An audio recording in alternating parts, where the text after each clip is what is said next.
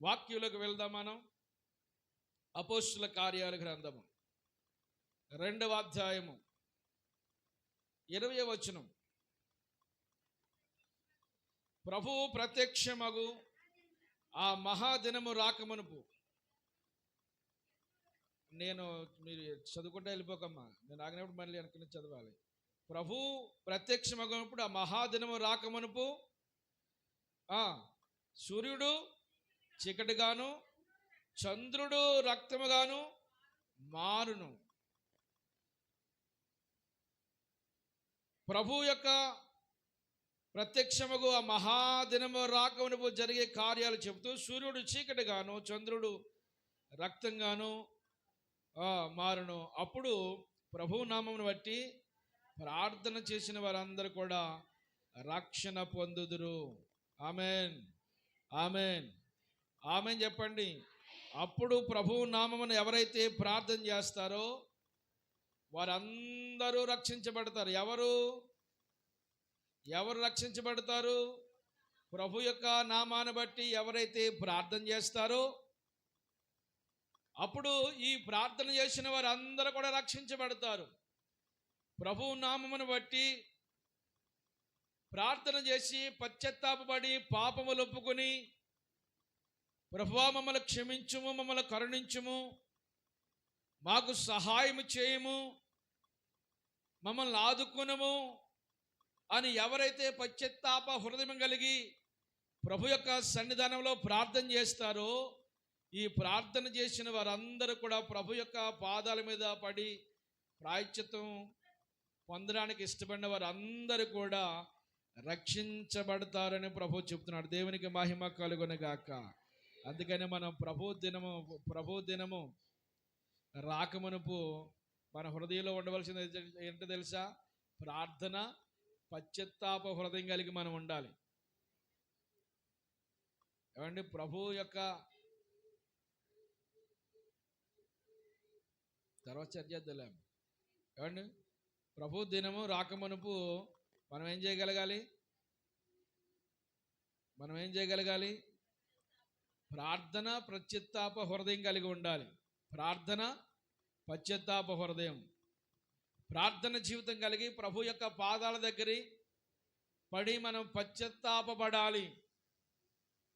ఎందుకంటే ప్రభు దినము రాకమునుపు జరిగే కార్యాలు ఏంటో తెలుసా? చాలా భీకర కార్యాలు భూమి మీద జరుగుతాయి. భయంకరమైన చీకటి భూమి మీద అలుముకొని పోతూ ఉంది.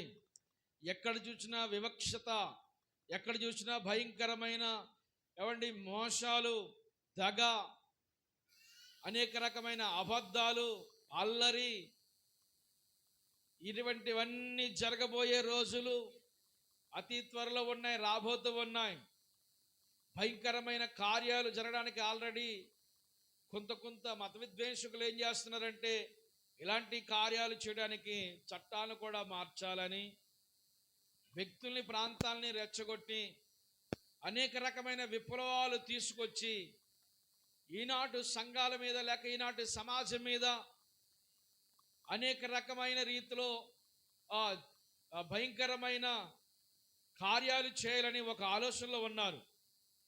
కనుక ఈ విధమైన పరిస్థితి మన ముందుంది కనుక మనం ఏం చేయాలంటే ప్రార్థనా జీవితం కలిగి పశ్చాత్తాప హృదయం కలిగి ప్రభు యొక్క పాదాలు పట్టుకోవాలి. దేవునికి మహిమ కలుగునుగాక.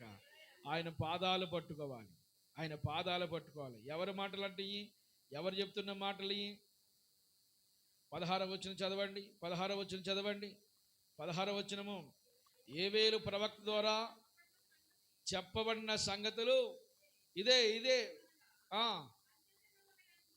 యోవేలు యొక్క ప్రవక్త ద్వారా చెప్పబడిన సంగతులు ఇదే. యోవేలు ప్రవక్త ఏం చెప్తున్నాడు? అంత్యదినమందు నేను మనుషులందరి మీద నా ఆత్మను కుమ్మరించేదను, మీ కుమారులు మీ కుమార్తెలు ప్రవచించెదరు, మీ యవనులకు దర్శనములు కలుగును, మీ వృద్ధులు కళ్ళకందురు.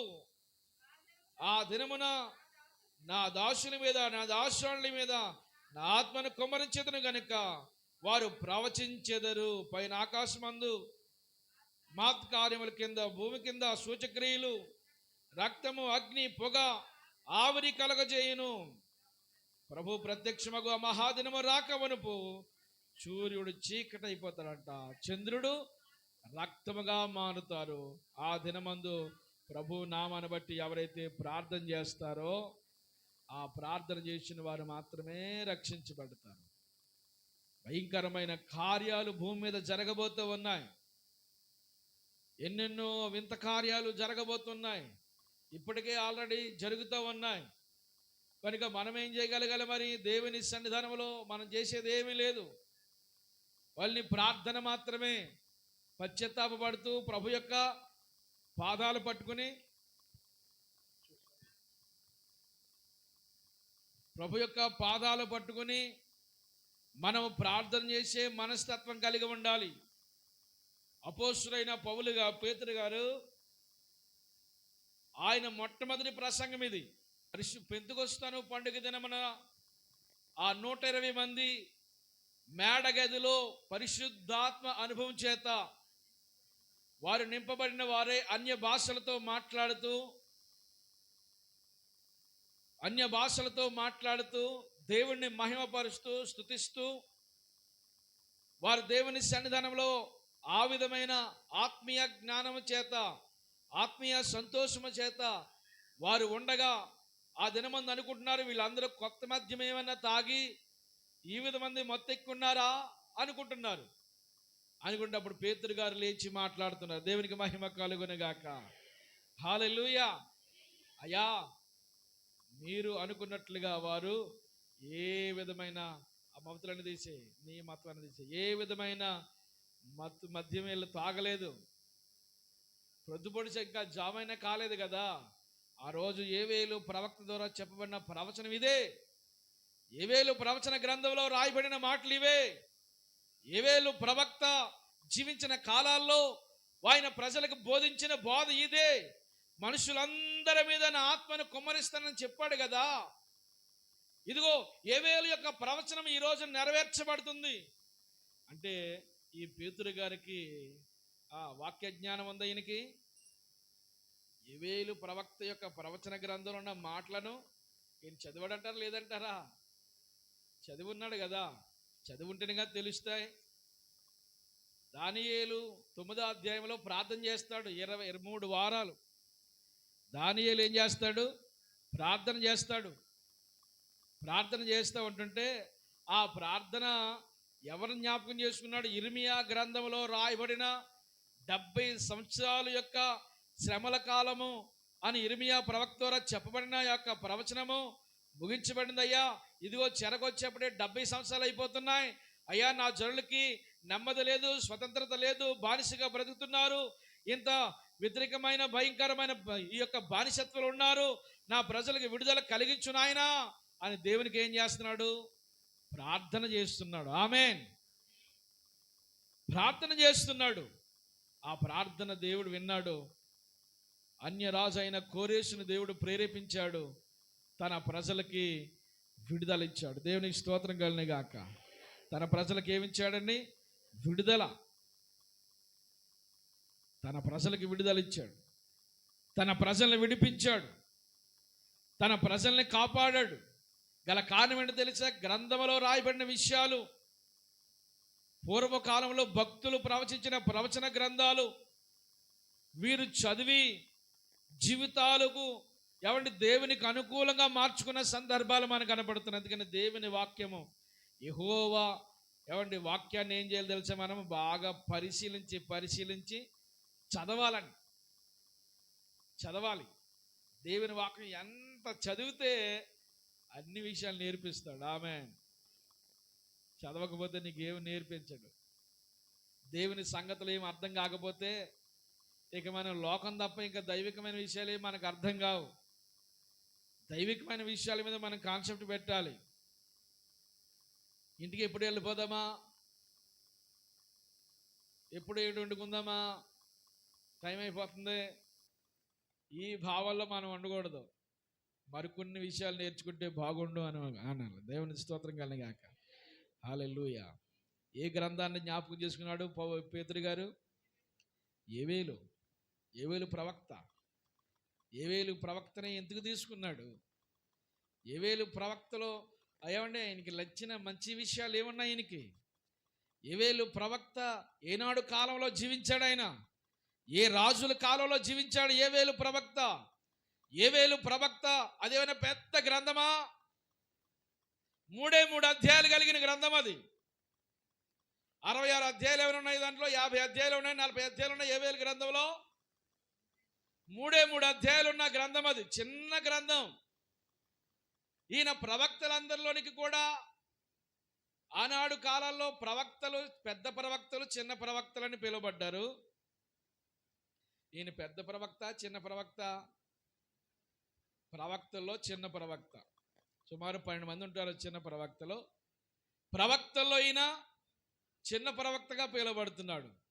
అంటే ప్రవక్త, నువ్వు చిన్న ప్రవక్త అని దేవుడు చెప్పలేదు. అర్థమైందా? మరలా మనం రాంగ్ అర్థం చేసుకోకూడదు. హలో, దేవుడేమి నువ్వు చిన్న ప్రవక్తవు, మరొక ప్రవక్త నువ్వు పెద్ద ప్రవక్త అని దేవుడు ఏం చెప్పలేదు. వారు చేసిన పరిచర్యని బట్టి, వారు రాసిన గ్రంథాలను బట్టి పెద్ద ప్రవక్తలు, చిన్న ప్రవక్తలని బైబిల్ యొక్క విశ్లేషకులు పెట్టారు తప్ప కానీ దేవుడేమి నువ్వు చిన్న ప్రవక్తవు, నువ్వు పెద్ద ప్రవక్తవు అని చెప్పలేదు. ఒక వ్యక్తిని తక్కువగాను ఒక వ్యక్తిని ఎక్కువగా చూసే తత్వం దేవునికి ఏమీ లేదు. 3 అధ్యాయాలు కానీ ఉన్నతమైన సందేశం అందులో ఉంది. 3 అధ్యాయాలు ప్రజల్ని ప్రభావితం చేసే సందేశాన్ని, చాలా ఉన్నతమైన ఉజ్జీవమైన సందేశం అందులో ఉంటుంది. చిన్న ప్రవక్తలుగా పిలువబడుతున్న ప్రవక్త కావచ్చు, గ్రంథాల్లోకి ఇది చిన్నది కావచ్చు, 3 అధ్యాయాలతో కూడిన గ్రంథమే కావచ్చు, ఇందులో చాలా ఉన్నతమైన విషయాలు వ్రాయబడ్డాయి. దేవునికి మహిమ కలుగునుగాక. చదవండి, ఏవేలు గ్రంథంలోకి వెళ్దాం. ఏవేలు గ్రంథంలోకి వెళ్దాం. యెహోవా సెలవిచ్చినట్లు, మౌ తీసుకోమ్మా. యెహోవా సెలవిచ్చినట్లు.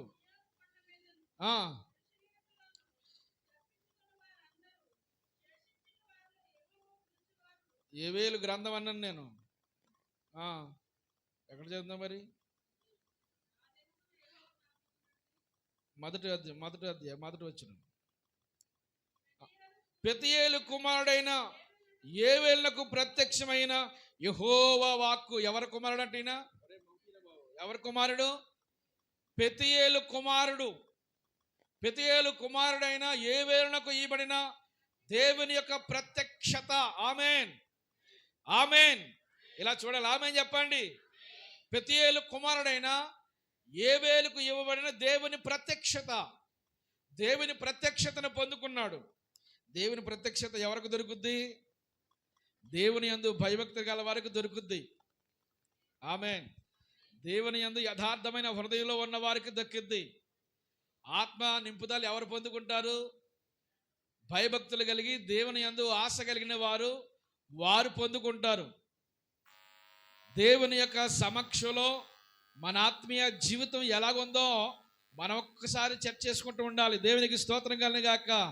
ఆ రోజున ఏవేలు ప్రవక్తకి ఏమంటే ఏం దొరికింది? దేవుని యొక్క ప్రత్యక్షత. ఈరోజు దేవుని బిడ్డలుగా పిలువబడుతున్న మనమందరం కూడా దేవుని ప్రత్యక్షత ఉండాలి. దేవుని ప్రత్యక్షతలో మనము దినదినము ఆయన ప్రత్యక్షత కొరకు ఎదురు చూడాలి. ఈ పెతూయేలు కుమారుడైన ఏవేలునకు దేవుడు అనుగ్రహించిన ఆ ప్రత్యక్షత గురించి చెప్పబడింది. ఇక నేరుగా అక్కడ దేవుడు ఈయనకి ఇచ్చిన సందేశాన్ని ప్రజలతో పనిచేసుకుంటున్నాడు. ఈయన గురించి ఇంకా డీటెయిల్స్ ఏం కనపడతలేదు. ఈయన ఏ రాజు కాలంలో జీవించడని కానీ, ఈ ప్రవక్త కాలంలో ఏ రాజు పరిపాలన చేశాడని కానీ ఏమీ చెప్పలేదు. కొంతమంది ప్రవక్తల గ్రంథాలు చదివితే వారు ఏ రాజుల కాలాల్లో జీవించారో, ఏ రాజుల కాలాల్లో వారు ఉన్నారో అది చాలా వివరంగా చెప్పబడుతుంది. కానీ ఈయన కాలంలో మాత్రం ఏ రాజు కాలమో మనకు తెలియదు. దేవుని స్తోత్రం కలుగుగాక. రాజు ఎవరో మనకి తెలీదు. ఏ రాజుల కాలాల్లో జీవించడం ఉందా? అక్కడ ఉందమ్మా? లేదు.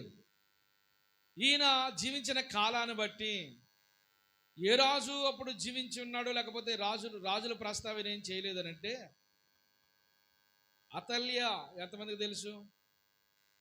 రాణి అయిన అతల్య తన కుమారుడైన అహజ్యా చనిపోయిన తర్వాత, అహజ్యా తన కుమారుడైన అహజ్యా చనిపోయిన తర్వాత ఇతను ఈమె ఏం చేసిందంటే ఇక రాజవంశంలో ఉన్న కుమారులందరినీ రాజవంశీయులందరినీ చంపేసి ఈయనే పీఠం ఎక్కి నేనే రాజమాత్రాన్ని కూర్చుంది అక్కడ. అర్థమైందా? ఈమె నేనే పీఠం ఎక్కి ఇక నేనే రాణిని నేనే రాజుని ఇంకెవరు లేరని పీఠం ఎక్కి కూర్చుంది. పీఠం ఎక్కి కూర్చుంటే అప్పుడు రాజకుమారులందరినీ చంపించేసింది. తర్వాత నెక్స్ట్ జనరేషన్లో రాజు అవడానికి ఎవడు లేడు. ఆ సందర్భాల్లో యెహోయాదా అనే ఒక ప్రవక్త, ఏం పేరు ఆయన పేరు? యెహోయాదా అనే ప్రవక్త 7 ఈ యొక్క ఒక చిన్న బాలుణ్ణి, యావాసు అనే ఒక చిన్న బాలుని, రాజకుమారుల్లో కుటుంబీకులు ఒక చిన్న బాలుని దాచిపెట్టి మందిరంలో 7 సంవత్సరాలు అతను పెంచుతాడు. ఆమె ఎన్ని సంవత్సరాలు దాస్తాడండి? 7 సంవత్సరాలు దాస్తాడు. ఈ తర్వాత కాలాల్లో, ఆ ముందు కాలాల్లో ప్రజల పరిస్థితి ఎలాగైపోయిందంటే, వినాలి. ప్రజల పరిస్థితి ఎలాగైపోయిందంటే దేవుని మందిరానికి రావడం మానేశారు. దేవునికి నైవేద్యము, ప్రాణార్పణం ఇలాంటివి ప్రాణార్పణలు అర్పించడం మానేశారు. విచ్చలవిడితనం ప్రజలు అయిపోయారు. విలాసవంతమైన జీవితంలో జీవిస్తున్నారు. ఒకడు కాకపోతే ఒకడికైనా దేవునికి ఇష్టడిగా బ్రతకట్లేదు. ఆ తర్వాత యెహోయాదా అనే ఈ ప్రవక్త యావాసు అనే ఆ బాలుడిని 7 సంవత్సరాల వయసులో, ఎంతండి వయసు? 7 సంవత్సరాల వయసులో వాడికి ఏం జ్ఞానం ఉంటుంది? ఒరే బాబు, నీ వయసు ఎంతరా? ఇలా కూర్చో, నా వైపు తిరిగి కూర్చో. నీ వయసు ఎంత? 14 సంవత్సరాలు. మీ చిన్నోడు 7 సంవత్సరాలు అంటే, ఆ 7 సంవత్సరాల బాలుని తీసుకొచ్చి అక్కడ కూర్చోబెట్టాడు. సింహాసనం మీద కూర్చోబెట్టి కిరీటం పెట్టి ధర్మశాస్త్ర గ్రంథం అతని చేతికిచ్చి వారు అతనికి పట్టాభిషేకం చేసి ఇక్కడి నుంచి చప్పట్లు కొట్టించి, ఇక్కడి నుంచి ఇతనే మీ రాజు చిరంజీవి అని కాకని జయనాదాలు పలికారు. దేవుని స్తోత్రం కలిని గాక. అంటే అతల్య చేతిలోంచి రాజ్యాన్ని ఈయన కైవాసం చేసుకున్నాడు. యెహోయాదా కైవాసం చేసుకున్న తర్వాత నెక్స్ట్ రాజు అయ్యే క్వాలిటీస్ అన్నీ ఎవరికి ఉన్నాయంటే యెహోయాదాకే ఉన్నాయి. కానీ యెహోయాదా రాజు, అందరూ అనుకున్నారు ఈయన రాజు అవుతాడేమనుకున్నారు. యెహోయాదాకు అన్ని క్వాలిటీస్ ఉన్నాయి. ఈయన రాజు అయితే బాగుండని ఈయనకి సపోర్ట్ చేశారు అందరూ. నేను రాజు కాదు, నా బాధ్యత అది కాదు, నా వృత్తి అది కాదు, నేను యాజకుడిని. యెహోయాదా ఎవరు? అందరూ చెప్పాలి. యెహోయాదా యాజకుడు. నా వృత్తి యాజక వృత్తి. ఈ రాజు అయ్యే పని నాది కాదని ఆయన కొరకు రాజుని సింహాసనాన్ని ఏర్పాటు చేసి 7 సంవత్సరాల వయసులోనే అతను రాజుగా పట్టాభిషేకం చేశాడు.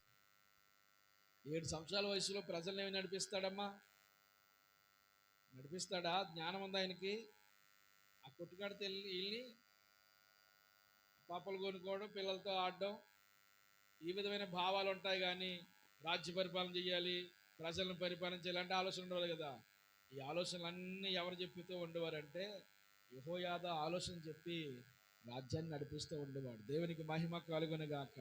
అంతకుముందు ఏళ్ళ కాలంలో దుర్మార్గురాలు ఎవరు? అతల్య. ఆమె అతని కొడుకు. ఆ తర్వాత ముందు రాజు అహజ్యా. వీళ్ళందరూ భయంకరమైన క్రూరులుగా ప్రవర్తించి దేవుని సమాజాన్ని పాడు చేసేసారండి. దేవుని సమాజాన్ని పాడు చేశారు. ఆ కాలాల్లోనే జీవించిన ప్రవక్తగా యేవేలు ప్రవక్త గురించి చెప్తారు. దేవునికి స్తోత్రం కలిని గాక. ఈ రాజుల కాలంలో జీవించిన వాడు ఏలియా, తర్వాత ఎలీషా ప్రవక్తలు ఉన్నారు. ఆ ప్రవక్తల గ్రంథాలు ఏవి మనకు కనపడవు, కానీ యేవేలు ప్రవక్త గ్రంథం మనకు కనపడుతుంది. యేవేలు ప్రవక్త గ్రంథంలో చాలా విశేషమైన విషయాలు చెప్పడం జరిగింది. ఆనాడు కాలంలో, యావాసు కాలంలో, యెహోయాదా కాలాల్లో, అతల్య కాలంలో జీవించిన ఈ యొక్క యేవేలు ప్రవక్త ఇదిగో దేవుడి వాక్కును చేతబట్టుకుని ప్రజల మధ్యలోకి వెళ్ళాడు. ప్రజల మధ్యలోకి వెళ్ళి ఏమని పిలుస్తున్నాడు ప్రజల్ని? చదవండి. ఏమని బోధ ప్రారంభించాడు చూడండి. పెద్దలారా ఆలకించండి, దేశపు కాపరస్తులారా మీరందరూ చెవియొగ్గండి, వినండి. ఇలాంటి సంగతులు మీ దినముల్లో కానీ మీ పితరుల దినంలో కానీ జరిగిందా? చూడండి, పెద్దలారా ఎవరి బోధ ప్రారంభించాడు? పెద్దలారా, ఇదిగో చిన్నవారులారా, దేశపు కాపరస్తులారా, మీరందరూ ఈ మాట వినాలి. వినాలమ్మా, అమ్మా, దేవుని మాట వినాలి. దేవుని మాట వింటే మన జీవితానికి ఆశీర్వాదకరం. ఆమె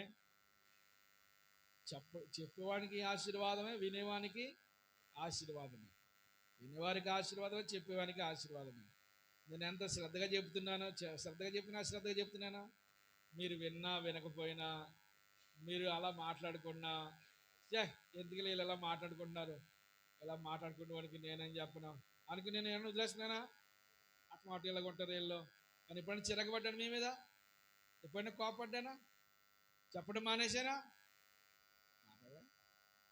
మానలేదు. దేవుని స్తోత్రం చెప్పండి. నా బాధ్యత ఏంటి? నా బాధ్యత నేను నెరవేరుస్తాను. మీ బాధ్యత ఏంటి? ఇప్పుడు మీకు నిద్ర వస్తుంది, బాగానుంది, నాకు నడుము నొప్పి వస్తుంది. ఆల్రెడీ 4 రోజులు బాగా నలుగుతున్నాను దాని గురించి.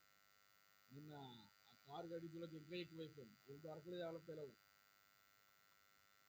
మళ్ళీ దేవుని మహాకృపను బట్టి ఈరోజు నిలబడ్డా అనుకున్నాను. కానీ నిలబడ్డానికి నన్ను ఎవరు బాగా తిట్టుకుంటున్నారు అనుకుంటున్నాను. తిట్టుకుంటూ పర్వాలేదు, దేవుడు నా పక్షంగా ఉన్నాడు. ఆమె చెప్పండి, ఆమె చెప్పండి, ఆమె చెప్పండి, ఆమె చెప్పండి. కనుక దేవుని కృప మన మీద ఉంది. వినాలి. వింటే మన జీవితానికి జరిగినవా ఏంటవి? ఇలాంటి సంగతులు, ఇదిగో ఈ సంగతులు మీ బిడ్డలకు తెలియజేయండి. వారు తమ బిడ్డలకు తెలియజేయుదురు, రాబో తరం వారికి వారు తెలియజేయుదురు. రాబో తరాలు ఏమండి, మనము ఈ తరం మట్టుకే మన జీవితం అయిపోయింది అనకూడదు. మనం మరొక తరాన్ని తయారు చేసుకోవాలి. మన కుటుంబాన్ని అంతా వినండి, మన కుటుంబాన్ని అంతా దైవికంగా తయారు చేసుకోవాలి. దగ్గర కూర్చోబెట్టుకోవాలి. ప్రతి పూట సాయంత్రం పూట కౌగుట్లో తీసుకుని దగ్గర కూర్చోబెట్టుకోవాలి. దగ్గర కూర్చోబెట్టుకుని దైవికమైన రీతిలో మన బిడ్డలు పెంచాలి. రాబోతున్న తరానికి జరగబోయే విషయాలు చెప్పాలి. వారికి రాబోతున్న కాలంలో వారి జీవితం ఎంత భయంకరంగా ఉంటుందో, రాబోతుందో, మన దేవుళ్ళు ఎలా ఎదగాలో చెప్పాలి. ఇవన్నీ ఆస్తి ఇస్తే పాడు చేసుకుంటారు, బంగారం ఇస్తే అమ్మేసుకుంటారు, భూములు ఇస్తే అమ్మేసుకుంటారు, బంగారం ఇస్తే అన్ని పోతాయి. భక్తి పంచు, భక్తి పంచు. హలో, ఏం పంచాలి? నా బిడ్డలకు ఏదో ఇచ్చేద్దామని ప్లాన్ చేసుకోకండి. ఏమిచ్చినా ఇవ్వకపోయినా నీ బిడ్డలకి భక్తిని పంచాలి. ప్రతి తల్లికి నేను గురి పెట్టి చెప్తున్న మాట ఏంటి తెలుసా? నీ బిడ్డలకు పంచవలసింది ఏంటో తెలుసా? భక్తి పంచాలి. దేవుని మందిరంలో, దేవుని ఒడిలో వాళ్ళు ఎదగాలి. ఆ రీతిలో వాళ్ళు మనం రాబో తరానికి మనం ఒక ఆత్మీయ కుటుంబాన్ని మనం అప్పగించాలి. స్తోత్రం గాక. మన కుటుంబమే అనేక కుటుంబాలు ఒక మాదిరికరమైన కుటుంబంగా ఉండాలి. ఆమేన్, ఆమేన్. వారు మనం ఏం చేస్తే మనం మన బిడ్డలకు చెప్తే వారు రాబోతున్న తరానికి వాళ్ళు చెప్తారు. ఇదిగో ఇలాంటి పరిస్థితులు, దేవునికి దూరం అయిపోయిన సందర్భాలు, దేవుళ్ళు ఎదిగిన తర్వాత వారు పొందుకున్న అనుభవాలు, దేవునికి వ్యతిరేకంగా ఉండి అనిపించిన శిక్షలు, దేవునికి సమీపంగా ఉండి పొందుకున్న ఆశీర్వాదాలు రాబోతున్న తరానికి మీరు తెలియజేయాలి. దేశపు కాపరస్తులారా, దేశపు కాపరస్తులారా చెవియొక్కండి, నా మాట వినండి. 4వ గొంగల పురుగులు విడిచిన దాన్ని మిడతలు తినేసి, మిడతలు విడిచిన దాన్ని పాసర పురుగులు తినేసి, పాసర పురుగులు విడిచిన దాన్ని చీడ పురుగులు. ఎన్ని పురుగులు వచ్చినాయి? 4 పురుగులు వచ్చినాయి. ఎన్ని పురుగులు? మొదటి పురుగు గొంగల పురుగు, రెండో పురుగు మిడతల పురుగు, మూడో పురుగు పాసర పురుగు, 4వ పురుగు చీడ పురుగు. 4 లైన్లో చెప్పండి. మొదటిది పురుగు అనే పదం పిలిచారు. ఏ పురుగు మొదటిది? రెండో పురుగు, మూడో పురుగు, 4వ పురుగు చీడ పురుగు. ఇది మరీ దరిద్రం. ఏ పురుగు అంటున్నా కానీ చీడ పురుగు అట్టకూడదు. ఏమండి, ఈ పురుగులు అంటే ఏంటనుకున్నా? మనుషులే పురుగులు. రాత్రంతా పురుగులాగా ఉన్నాం. కొంతమంది పురుగులా ఉంటారు. ఇంటికి వెళ్ళిన దగ్గర నుంచి పురుగులాగా ఉంటావు. ఇక్కడికి వస్తే మాత్రం వచ్చేది. అక్కడ ఉన్నంతసేపు ఎక్కడ కంటికే కనపడం, ఏమన్నావు దొరకవు. లోకంలో ఎలా కొంటాం, పురుగుల్లా కొంటాం. ఎక్కడికి వస్తే అలా కొంటాం. కనుక గొంగల పురుగు, మిడతల దండు చాలా భయంకరం. మిడతలు ఒకసారి దుమ్ముగా ఒక ప్రదేశం మీద వెళ్ళించండి, ఇక్కడ పచ్చగడ్డి కూడా కనపడదంటండి.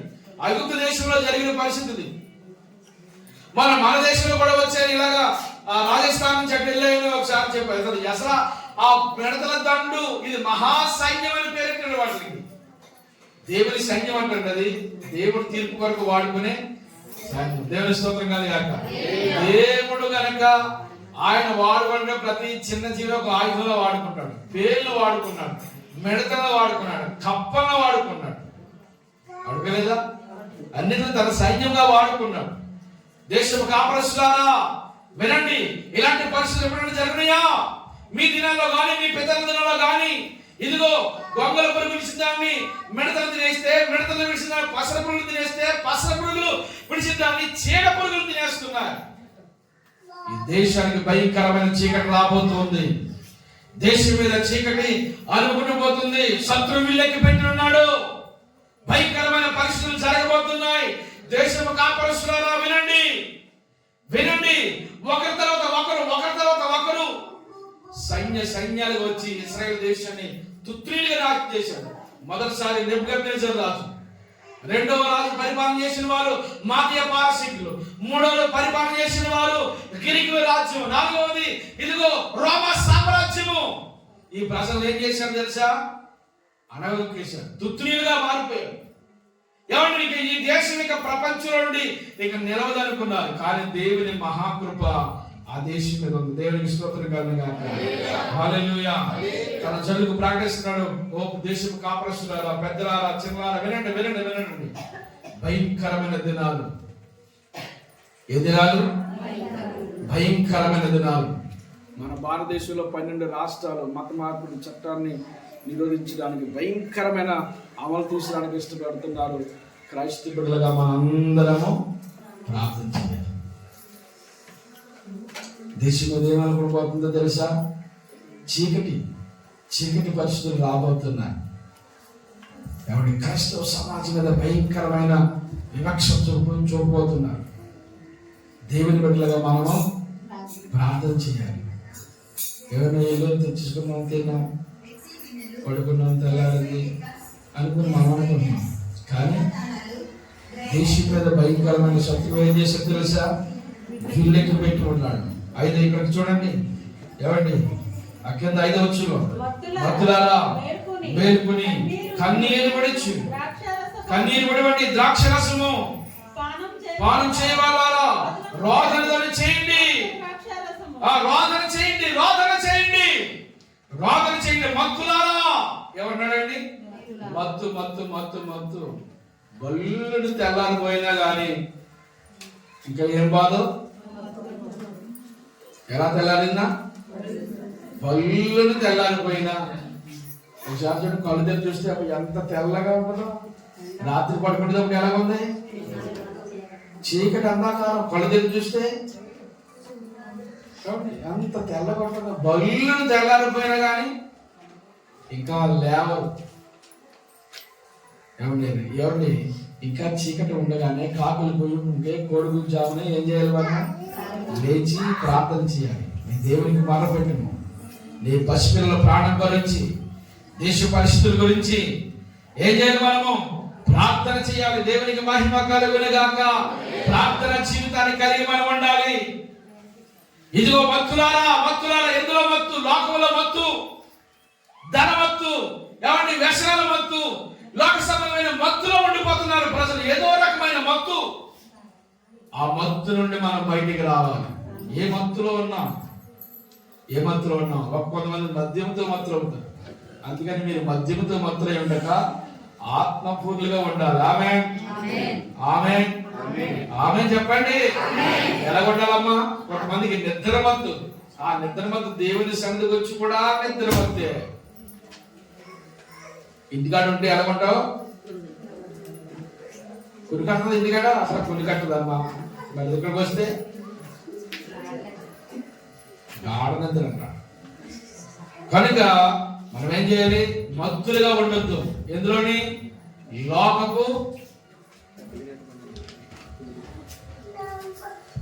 లోకపు మత్తులో మనం ఉండొద్దు. వ్యసనం అనే మత్తులో ఉండొద్దు.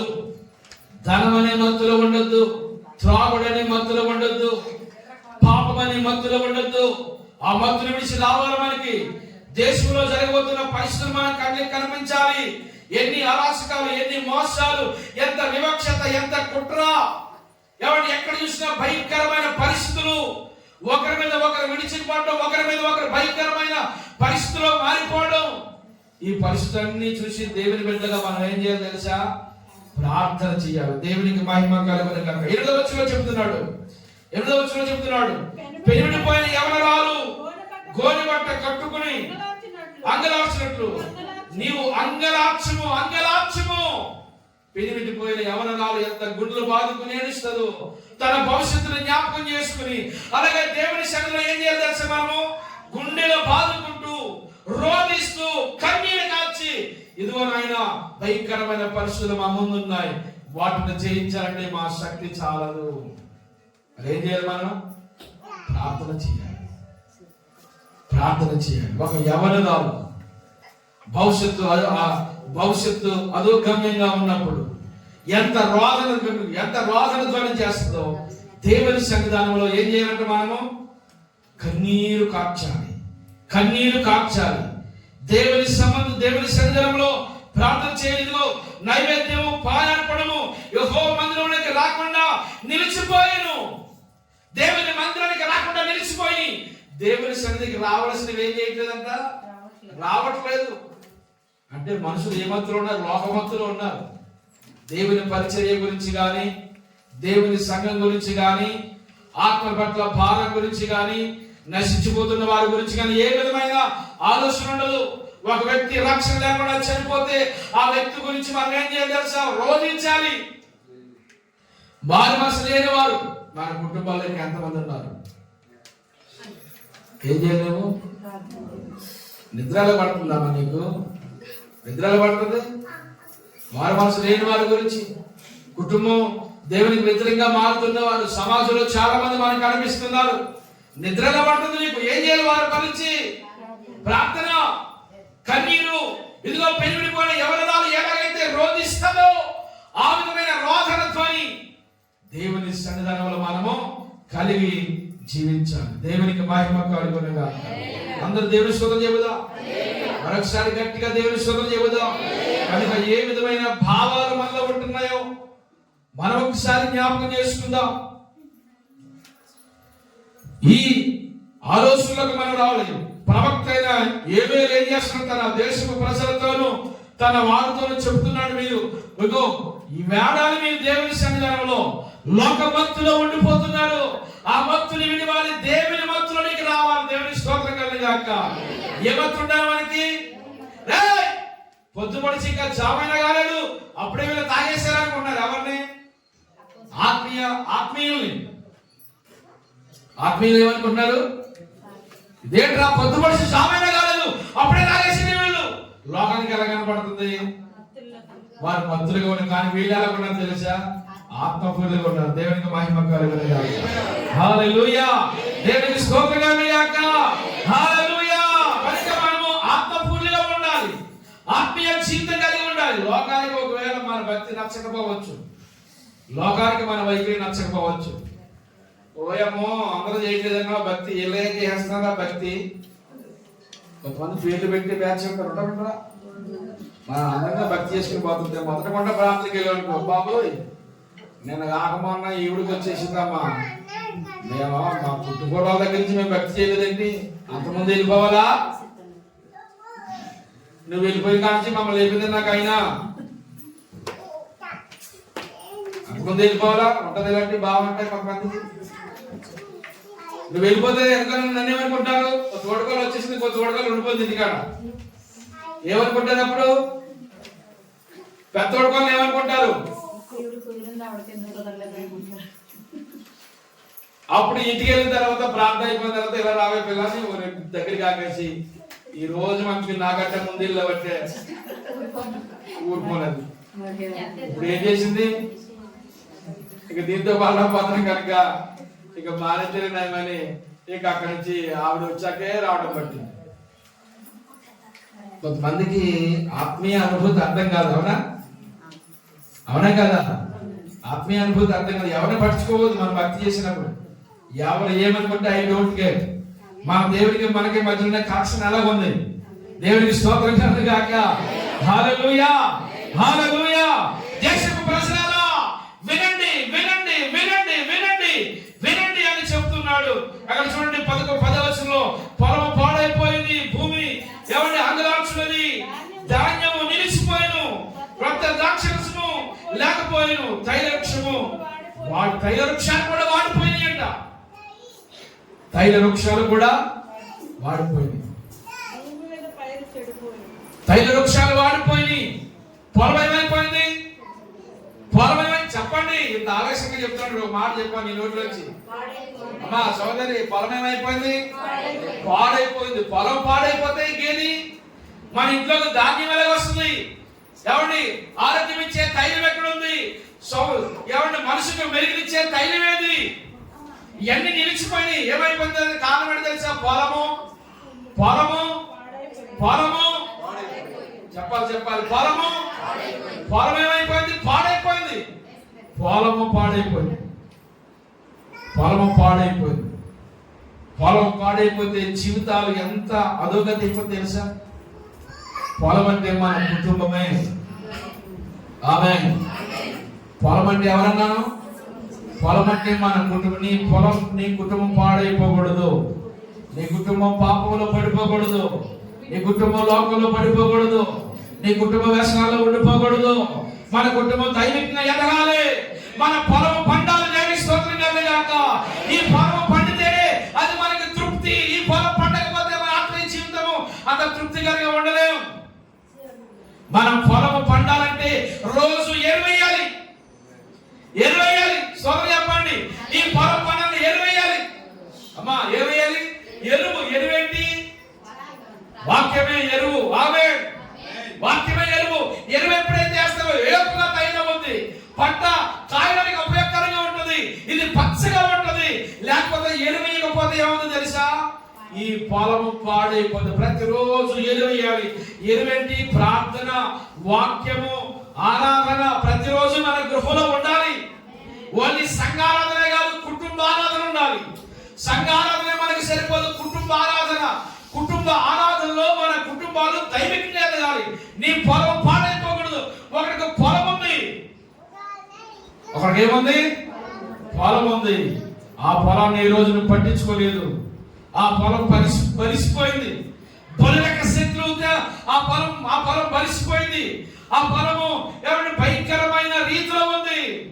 సో ఇక అంటున్నాడు సొలొమోను అంటాడు, నేను ఒక సోమరి వాడి పొలము దాటి వెళ్ళగా బలు రక్కసి చెట్లు, భయంకరమైన దురదపాదులు, భయంకరమైన ముళ్ళు ఎక్కడున్నాయి? పొలములో ముళ్ళు, బూతులు. పిల్లల్ని ఎలా తిరుగుతారు? కొంతమంది బూతు పదాలు ఉపయోగించి తిరుగుతారు. జడ్జులు పేరు చెప్పు తిరుగుతారు పిల్లల్ని ఏమంటే భయంకరమైన పాపం నేర్పిస్తారు. అతల్య అనే ఆవిడ ఉంది కదా, తన కొడుకు ఏమి నేర్పించింది తెలిసి? అతల్య దుర్మార్గత నేర్పింది. ఆడెంత దుర్మార్గుడిగా తయారవడానికి ఆ తల్లే కాదు. ఎన్ని సంవత్సరాలు పరిపాలన చేశాడు? 1 సంవత్సరం పరిపాలన చేశాడు. 2 సంవత్సరాలు ఆడు బ్రతుకు. 22వ సంవత్సరాన్ని మంచి వయసులో రాజు అయ్యాడు. 1 సంవత్సరంలోనే ఆ దుర్మార్గత అంతా వెళ్ళకెక్కేశాడు. అలా తయారవడానికి ఎవరి కారణం? తల్లే కారణం. నీ బిడ్డలు నువ్వు పట్టించుకోకపోతే నువ్వే కారణం. చెడిపోతే నువ్వే కారణం. నేర్పించాలి మన పిల్లలకి దైవికమైన విషయాలు నేర్పించాలి. క్రమశిక్షణ నేర్పించాలి. ప్రార్థన నేర్పించాలి. భక్తి నేర్పించాలి. పెద్దవారితో ఎలా వ్యవహరించాలో, దేవుని పరిచయంలో ఎలా ఉండాలో, మన జీవితం ఏంటో, మన భవిష్యత్తు ఏంటో, ఎలా మనం జీవించాలో ప్రతి విషయాన్ని మన పొలాన్ని ప్రతిరోజు సాగు చేసుకోవాలి. చప్పలు కొట్టి ప్రభువుకి స్తోత్రం తెలియజేస్తాం. హల్లెలూయా, హల్లెలూయా. చప్పలు కొట్టండి ఇంకా గట్టిగా. మన పొలాన్ని మనం ఏం చేయాలి? సాగు చేయాలి, సాగు చేసుకోవాలి. అందుకే చెప్తున్నాడు, ఇక ముగింపులోకి వెళ్దాం. అందుకే చెప్తున్నాడు, ఏమని చెప్తున్నాడు? తన ప్రజలతో, ఇంకా చాలా విషయాలు ఉన్నాయి కానీ తన ప్రజలతో చెప్తున్నాడు. అక్కడ 14వ వచనంలో చెప్తున్నాడు,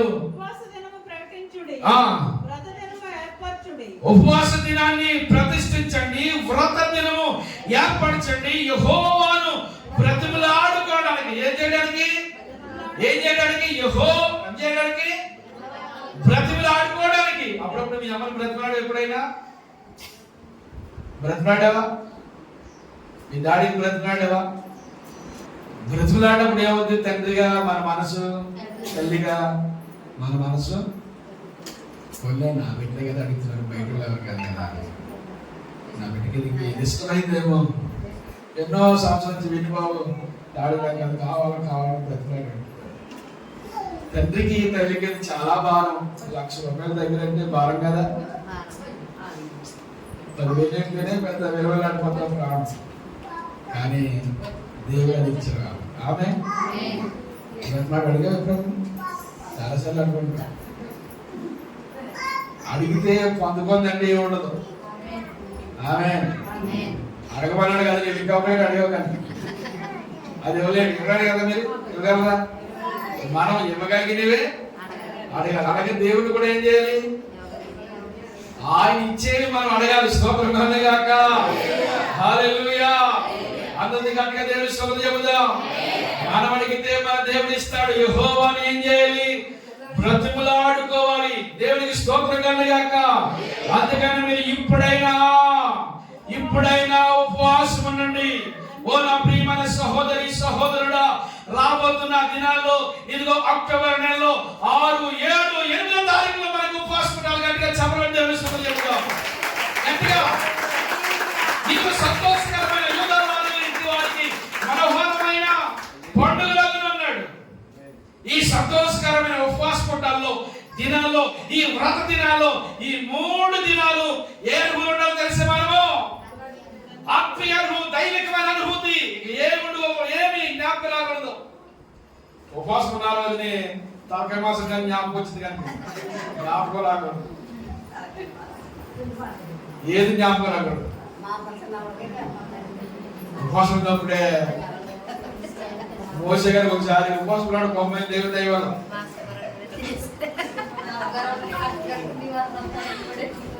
అమ్మగారు అన్నారు, మరి ఎవరు ఎదురు మంచి వాసన వచ్చేసిందంట. ఇక అమ్మగారు ఏదో చిన్న మాట్లాడడం గురించి అమ్మగారు బాధపడతారని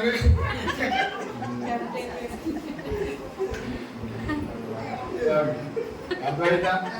ఉపవాసం ఉన్న రోజునే మనకి ఏమవుతుంది? ఇలాంటి బలమైన పరిస్థితి మన ముందుకు వస్తుంది. వస్తుందా రాదా? అయినా ఏం చేయాలి? మనము మనసును కఠినం చేసుకోవాలి. ఆమేన్. ఈ 3 దినాలు మనకి మనోహరమైన ఫుడ్ షాప్ చెప్పుకుని తప్పించేసుకోవాలి. రోజు మాత్రలు వేసుకోవాలి. ఆహారం వెళ్ళకపోతే మాత్రలు వేసక్కరద్దు. లోపలికి వెళ్తేనే తెగులను.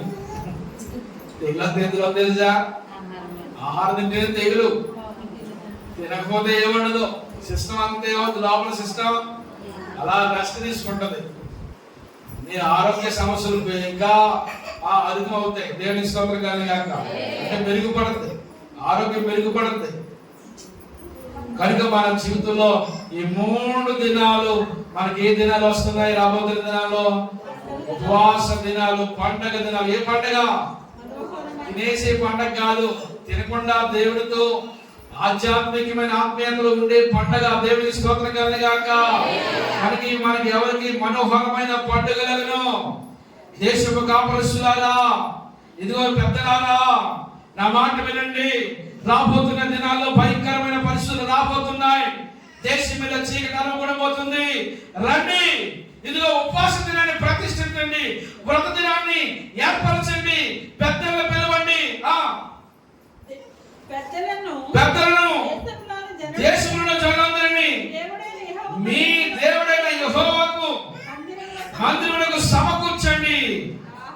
ఆ, ఆహా యెహోవా దినం వచ్చినే. ఎంత దినం అంటే తెలుసా? అక్కడికి వెళ్తే మనకి ఇక్కడ ఏంటో ఉంది, యెహోవా దినము రాబోతూ ఉంది. అది ఎలాంటి దినము? చాలా భయంకరమైన దినము. ఆ దానికి తాళజాని ఎవరు? కానీ ఇప్పుడు మనం ఏం చేయాలి? పెద్దలు పిలవనంపించాలి, చిన్నవారిని పిలవనంపించాలి. సన్యపానము చెయ్యి బిడ్డలు ఏం చేయాలి?